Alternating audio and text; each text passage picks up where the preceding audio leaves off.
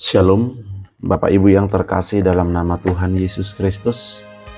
Firman Tuhan yang menjadi renungan kita pada hari ini, di hari Sabtu 21 Desember 2024, diambil dalam kitab Yehezkiel 37 ayat 14.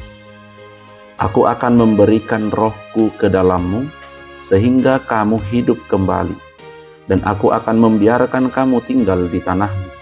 Dan kamu akan mengetahui bahwa aku Tuhan yang mengatakannya dan membuatnya. Demikianlah firman Tuhan. Au huhut mangalehon todikku tu bagasan hamu asa mangolu hamu jala au mabahen hamu marhasonangan di tanomuna asatung ditadahamu au do Jahoba namadoki huhut mabahesa ninna Tuhan Jehovah. Demikian firman Tuhan. Bapak Ibu yang terkasih dalam nama Tuhan Yesus Kristus, dalam penglihatan Nabi Yehezkiel, Allah menunjukkan bahwa Ia berkuasa atas kehidupan dan kematian setiap ciptaannya. Penglihatan ini menggambarkan janji Allah untuk memulihkan Israel dari kehancuran oleh karena masa pembuangan yang cukup lama. Apalagi bangsa Babel semakin kuat, sehingga Israel semakin takut dan putus asa. Ayat ini menyatakan janji Allah melalui Nabi Yehezkiel bahwa Israel akan dipulihkan kembali. Inti pemulihan yang Tuhan lakukan adalah secara spiritual, karena apa yang telah terjadi kepada Israel merupakan akibat dari kebobrokan spiritualitas mereka. Ketika Allah ingin memulihkan Israel, maka Allah melakukannya, dan hal yang paling esensial adalah spiritualitas.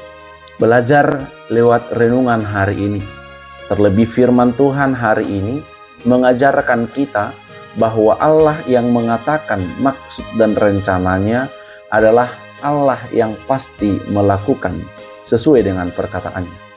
Dalam hal ini, Allah mengkehendaki kita untuk mengalami pemulihan spiritualitas yang menyadarkan kita bahwa hidup ini adalah anugerah-Nya. Allah yang memberikan kepada kita tentu mengharapkan kita untuk sadar betapa pentingnya bersyukur dan mensyukuri setiap detik perjalanan kehidupan ini. Karena semuanya ini adalah anugerah Allah, maka segala hal yang terjadi dan kita alami menunjukkan kebergantungan kita hanya kepada Tuhan. Sebagaimana Allah mengatakan dan melakukan sesuai dengan perkataannya merupakan peneguhan dan penguatan keberimanan kita bahwa apapun yang kita miliki, besar atau kecil, tidaklah ada gunanya. Ia yang memulihkan spiritualitas Israel sebagai suatu hal yang esensial, maka Ia juga melakukan hal yang serupa kepada kita di masa kini. Tujuannya adalah agar kita semakin setia dan percaya kepadanya, agar kita senantiasa mengucap syukur, agar kita selalu mengandalkan Allah, agar kita teguh berdiri dan tidak goyah dalam menghadapi ragam persoalan hidup. Di tengah pergumulan hidup kita, marilah kita selalu berucap, biarlah segala yang bernafas memuji Tuhan. Karena Ia yang mengatakan dan Ia juga yang melakukan seturut dengan kehendak-Nya. Oleh karena itu, Bapak Ibu yang terkasih, apa yang mau kita lihat lewat perenungan kita hari ini?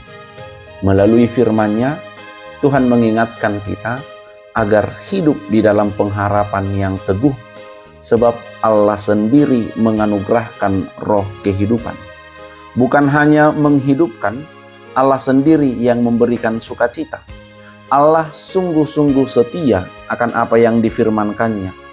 Roh Kudus dicurahkannya untuk memberikan kita hidup yang penuh pengharapan, sehingga yang lemah dikuatkannya, yang sakit disembuhkannya. Untuk itu, mari kita siapkan hati dan pikiran kita untuk tempat bersemayam roh Allah. Biarkan roh Allah yang menguasai, membimbing, dan meneguhkan kehidupanmu. Ketika kita hidup dalam penguasaan Roh Allah, maka kita akan menikmati berkat yang berlimpah, yaitu pengharapan yang hidup dan senantiasa menyemangati kita dari hidup yang sulit dan berbahaya. Jaminan itulah yang dijanjikan oleh Tuhan Yesus sebelum Dia naik ke sorga dengan mengatakan, "Ingatlah bahwa Aku akan menyertai engkau sampai akhir zaman." Amin. Kita berdoa. Ya Allah Bapa kami yang bertata tinggi dalam kerajaan sorga, terima kasih Tuhan buat penyertaan-Mu di dalam kehidupan kami, untuk kesehatan dan kekuatan yang selalu kami rasakan. Terlebih untuk pagi ini, untuk firman-Mu yang telah kami dengarkan ya Tuhan. Kiranya Roh Kudus-Mu yang selalu menguasai hati dan pikiran kami. Berkati kami juga Tuhan di dalam aktivitas kami satu hari ini. Ke dalam tangan-Mu kami serahkan hidup kami.